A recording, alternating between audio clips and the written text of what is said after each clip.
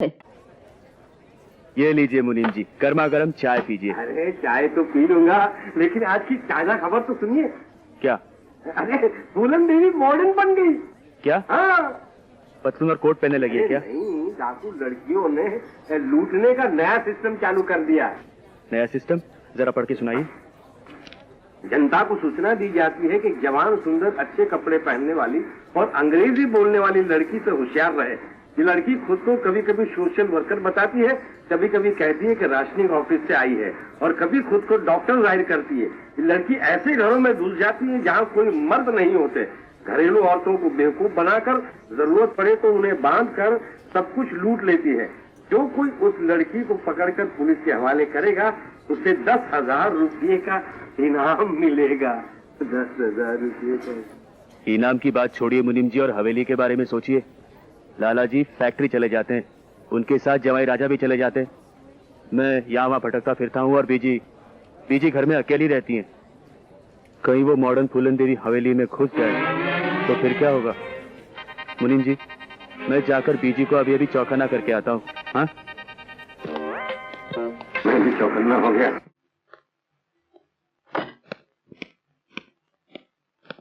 लड़की?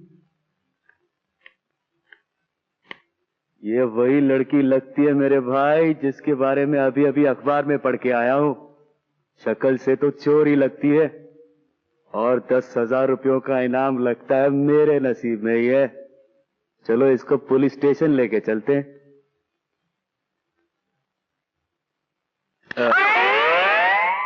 आप अंदर कहाँ घुसी जा रही हैं? पहले हमसे तो मिल लीजिए। कौन है आप?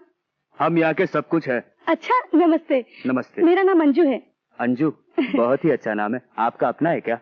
क्या मतलब? मतलब ये कि परिचय कराने की कोई जरूरत नहीं, हम आपके बारे में सब कुछ जानते हैं। अच्छा। आप सोशल वर्कर हैं? जी नहीं। तो फिर आप राशन ऑफिस से आइए।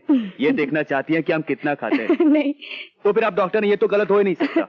जी मैं डॉक्टर हूँ और बीजी से मिलना चाहती हूँ। इनको तो बीजी का नाम भी मालूम है। क्यों नहीं मालूम होगा? हाँ मालूम होगा, लेकिन आपको ये नहीं मालूम कि अब बीजी आ नहीं रहती। उन्होंने दूसरा घर ले लिया है बाहर। बाहर? आप मुझे वहाँ ले चलेंगे? जरूर ले चलेंगे। आइए आइए, वहाँ सब आपका इंतजार कर रहे हैं। आइए। इंस्पेक्टर साहब। इंस्पेक्टर साहब कहाँ चले गए? हमें किसने पुकारा फरियादी? हम आ गए। इंस्पेक्टर साहब, ये वही लड़की है जिसके बारे में अखबार में छपा था। डॉक्टर बन के हमारे घर में घुस रही थी। साली चोर कहीं की। मैं कोई चोर वोर नहीं हूँ इंस्पेक्टर साहब, मैं एक डॉक्टर हूँ। अरे इसकी बात पर सुनिए साहब, ये वही लड़की है जिस पर आपने इनाम रखा था। हाँ, वही लड़की, खूबसूरत, सुंदर, अच्छे कपड़े पहनने वाली, इत्र लगाकर अंग्रेजी बोलने वाली। इंस्पेक्टर साहब, आपको गलतफहमी हुई है। मैं कोई चोर नहीं हूँ, मैं तो बीजी की दोस्त की लड़की हूँ और आज ही दिल्ली से आई हूँ। अगर आपको मेरी बात पर यकीन नहीं आता तो आप चलिए मेरे साथ बीजी के पास और उन्हीं से पूछ लीजिए। चले? हाँ चले। चलिए ना। इंस्पेक्टर साहब देखिए, ये फिर चालाकी दिखा रही है। क्या दिखा रही है? चालाकी दिखा रही है। ये बाहर जाएगी, भाग जाएगी, फिर इसकी जिम्मेदारी मेरी नहीं, लेकिन फिर भी मैं आपसे इनाम लूंगा। खामोश, काम से पहले इनाम मांगता है, आगाज से पहले अंजाम मांगता है। ये पूछ कि इंस्पेक्टर गुलफाम क्या मांगता है? मैं समझा नहीं साहब। और तू समझेगा भी नहीं नादान। अरे इस दिल में कितना दर्द है। ये शायरी का फन है, हमारे बाप दादा का चलन है, जो पीले हाउस पर नाटक कंपनी में काम किया करते थे।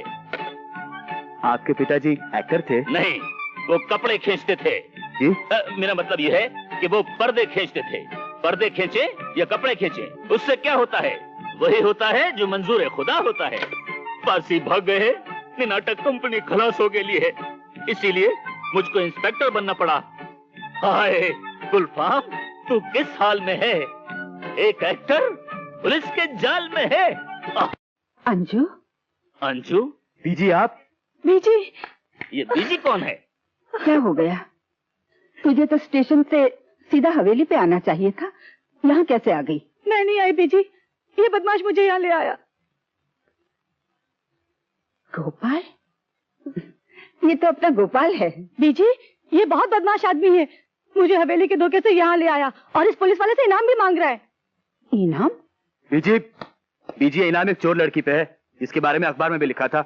ये बिल्कुल वैसी ही लगती है। मेरी शक्ल तुम्हें चोर जैसी लगती है? अरे चोर की कलाई पर थोड़े लिखा होता है कि वो चोर है। लेकिन फिल्म दीवार में तो लिखा था। बदतमीज। चढ़ाप। अरे इतनी अंग्रेजी मुझे भी आती है। ये क्या ड्रामा है? ओफो, ये क्या पागलपन है गोपाल? ये मेरी स्वर्गवासी सहेली की बेटी अंजू है। भाइयों और बहनों, हमारा देश दिन ब दिन छोटा होता जा रहा है क्योंकि आबादी बढ़ती जा रही है। तो आप लोगों को एक वादा करना होगा कि आप लोग ज्यादा बच्चे नहीं पैदा करेंगे। सरकार ने बच्चों पर रोक लगाने के लिए मुफ्त में नसबंदी का इंतजाम किया है। अरे ऐसी की तैसी तुम्हारी नसबंदी की बकवास बंद करो। शर्म नहीं आती तुम लोगों को? एक लड़की जिसे ना छोटों की इज्जत ना बड़ों का लिहाज, तुम लोगों के सामने गंदी गंदी बातें कर रही है और तुम लोग यहाँ बैठे सुन रहे हो। अब मैं कोई गंदी बातें नहीं कर रही हूँ, मैं ये लोगों की भलाई की बातें कर रही हूँ। अच्छा, लाला जी, बीजी और मुझसे ज्यादा तुम इन लोगों की भलाई चाहती हो। अरे हम चाहते हैं कि हम सब परिवार की तरह रहें और तुम परिवार को ही खत्म कर देना चाहती हो। हम चाहते हैं कि इन सब के बच्चे हो ताकि ज्यादा कमाई हो और तुम बच्चा पैदा होने से पहले ही खत्म कर देना चाहती हो। भाई और बहनों, अगर तुम लोगों ने इसकी बात सुनी तो पति पत्नी को छोड़ देगा, माँ बेटे को छोड़ देगी और लड़कियों की तो शादी नहीं होगी। चलो चलो उठो, जाओ घर। अरे आप लोग मेरी बात तो सुनिए, मैं आपकी भलाई की बातें कर रही हूँ। ए चलो चलो निकलो यहाँ से। आप मुझे समझने की कोशिश तो कीजिए, मैं आपकी चलो ना। भलाई की बातें कर रही हूँ। मेरी बात तो सुनिए। चलो चलो। अरे चलो। गोपाल भैया सही कह रहा है। गोपाल भैया बिल्कुल सही कह रहा है।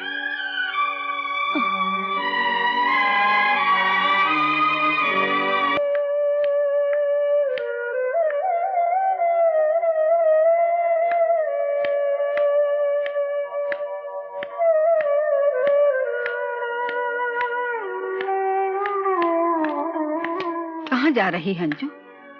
बीजी, वो अस्पताल में क्वार्टर मिल गया है। अरे, इतनी बड़ी हवेली छोड़कर अस्पताल के क्वार्टर में जा रही है?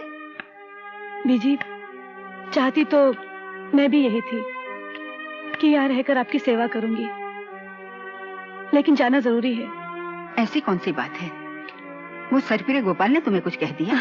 नहीं बीजी, वो तो बहुत अच्छा है, सबकी मदद करते रहता है, कभी किसी के बारे में बुरा नहीं बोलता। फिर क्या बात है? बीजी, दरअसल बात यह है कि आजकल मरीज बहुत हो गए हैं और कभी कभार उन्हें रात में भी देखना पड़ता है, इसलिए सोच रही थी कि अगर मैं वहां रहूंगी तो सहूलियत रहेगी। अच्छा, अगर नौकरी की बात है तो मैं कुछ नहीं कहूंगी, मगर कभी कभी आती रहना। जरूर। जीती रहो।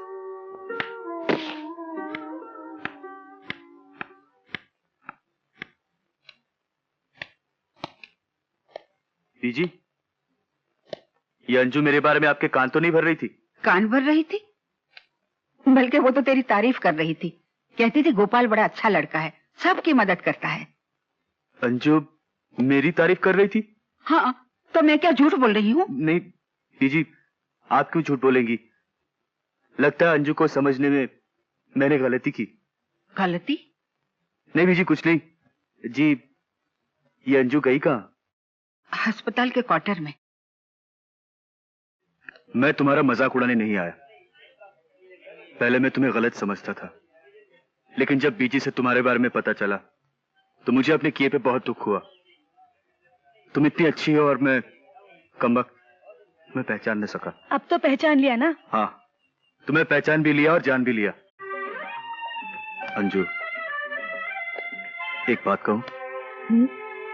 ऐसा नहीं हो सकता कि हम दोनों एक ही सपना देखें। जो तुम सुनो वो मैं सुनूं, जो मैं देखूं वो तुम देखो। तुम जानते हो तुम क्या कह रहे हो? हाँ जानता हूं। मैं ये कहना चाहता हूं कि तुम मुझे बहुत अच्छी लगती हो।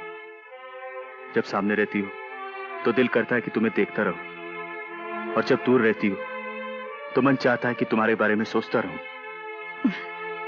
शायद इससे पहले ये बात इतनी सादगी से किसी और ने नहीं कही होगी। कौन सी बात?